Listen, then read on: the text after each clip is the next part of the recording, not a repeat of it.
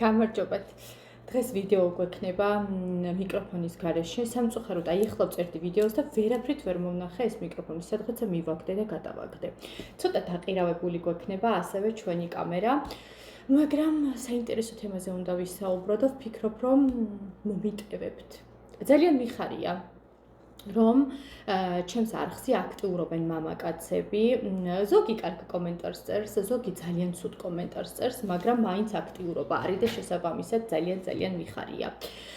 თითოეული კომენტარი მისესალმებელია, ძალიან კარგი არის, რომ მამაკაცებიც უყურებენ ასეთ ვიდეოებს და წერენ თავიანთ კომენტარებს, იმიტომ რომ როგორც ჩანს ეს თემები ძალიან საინტერესოა.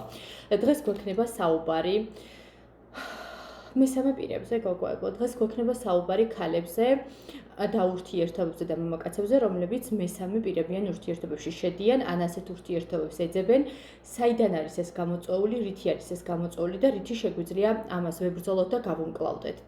წყალი მოვიმარჯვეთ, წყალია გოგონებო ეს, წყალი, მე ყოველთვის ბოკალებით ვსვავ წყალს, რატო? იმიტომ რომ ესეთი ლამაზად მინდა რომ ყველაფერი გავაკეთო. მე ზოგადად ვარ ძალიან perfectionist-ი და უკან ჩემი ის ფენჯარა არ შეიმჩნიოთ, ჯერ ფერდები არ მაქვს ჩამოკიდებული. ესე იგი, ვიყიდე, შევუკვეთე და ჯერ არ მოსულა. ამიტომ ეს ოთახი ჯერჯერობით მოწყობილი ბოლომდე არ მაქვს. ჩემი პიანინო მიდგა საკერ უკან, ვინც ხედავთ. მოკლედ, ჭორაობაში რო არ ჩამომართოთ, დავიწყოთ.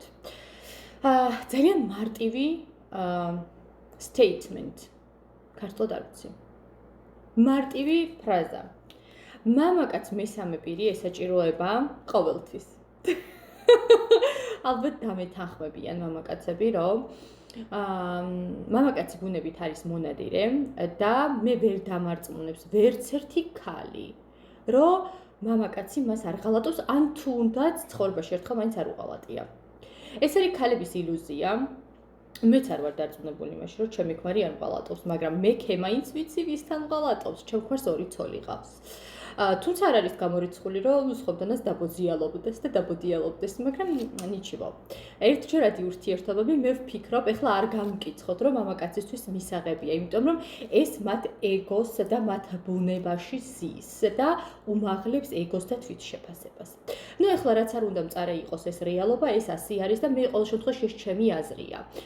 არც ერთ მამაკაცს არ შეუძლია ერთი და იგივე ქალთან წლების განმავლობაში კონდეს ინტიმი და იყოს ერთი და იგივე ქალთან და ეს არის ჩვეულებრივი, სრულიად ჩვეულებრივი მოვლენა. ჩვენ ქალებს გვეზრდება ხანდახან ერთი კაცი და ყოველ შემთხვევაში ჩვენ სხვანაირი ბუნება გვაქვს და სხვანაირი აგებულება გვაქვს, ჩვენ ვართ მიმღებები, ბუნებიდან გამომდინარე, იმიტომ რომ ჩვენ ვართ მიმღებები და მამაკაცი არის გამცემი, შესაბამისად, ანუ ჩვენ არ ვაკეთებთ ამ ყველაფერს, მაგრამ მამაკაცისთვის ეს ჩვეულებრივი ამბავია. აბსოლუტურად ჩვეულებრივი ამბავია დაწვეს სხვა ქალთან უემოციოდ ფიზიკური კონტაქტისათვის.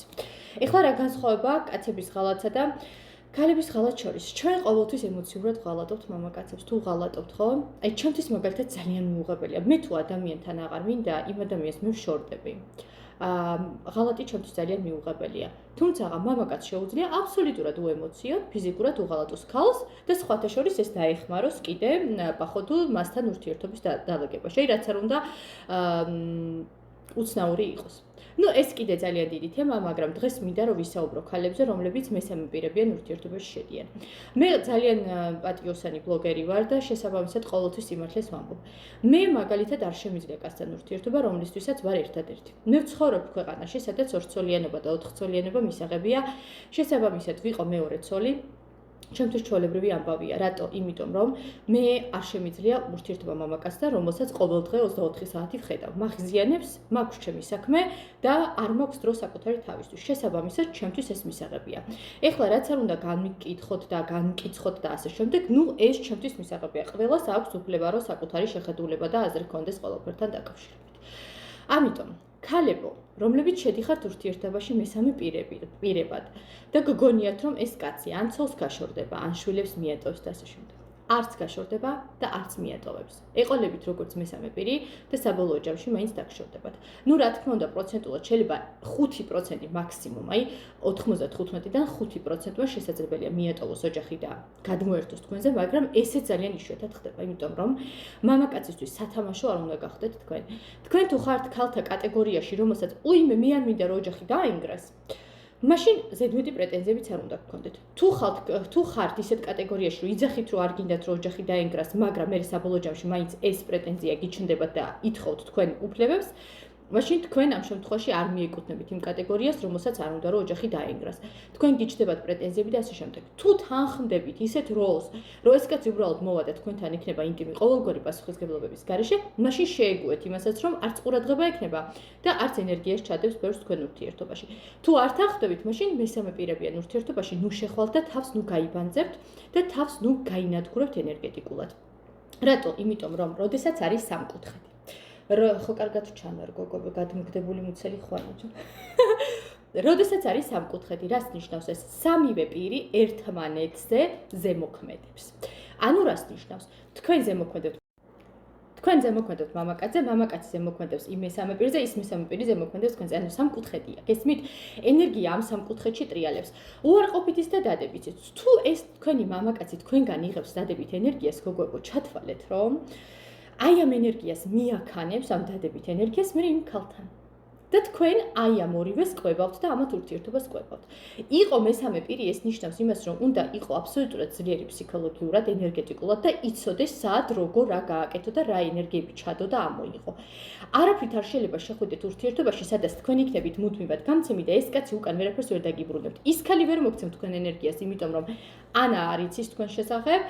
ან თუ გაიგო კიდე უარესი ხდება და იქ 1000 რაღაცას გიკეთებენ და ასე შემდეგ და ასე შემდეგ. ეს რაღაცებისგან შორს ვარ, მაგრამ ნუ ასეა. აქედან გამომდინარე, ნუ შეხვალთ ასეთ ურთიერთობაში და თავს ნუ გამოაყენებინებთ ნურც ერთ მამაკაცს. უმეტესობა 95% მამაკაცების, ცოლიანი მამაკაცების გეჩალიჩებათ პირდაპირ იმისათვის, რომ საწოლში შეგიტყუოთ.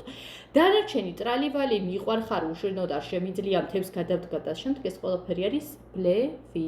თუ არ შეუძლია უთქვენოთ და მთებს გადადგავს, ჯერ გადადგას მთები და შორდეს თავის ცოლს, თავის ოჯახობას მიხედოს მერე, ჩვეულებრივად 1000 ვიღაცა შორდება, მაგრამ არავის არაფერი არ დაკლებია.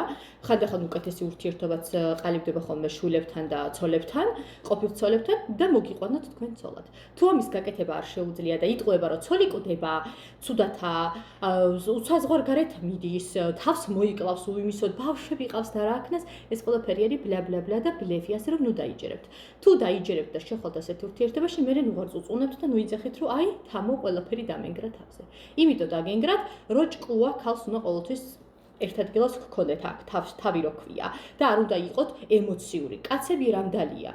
ძალიან ბევრი თავისუფალი კაცია, ძალიან ბევრი გამქორწინებული კაცია. ის სხვა თემაა, როდესაც გატყუებთ, რომ ცოლიანია, მაგრამ კარგით რა, ამაგის გაგებას რა უნდა საქართველოში ცოლიანია თუ არა.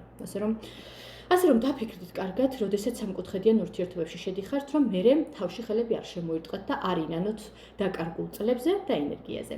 ძალიან მიყვარხართ გოგოებო, ბიჭებო, თქვენ ძალიან მიყვარხართ, ძალიან გაფასებთ, ასე რომ დაწერეთ კომენტარები, ძალიან მნიშვნელოვანია. აბა, დროებით.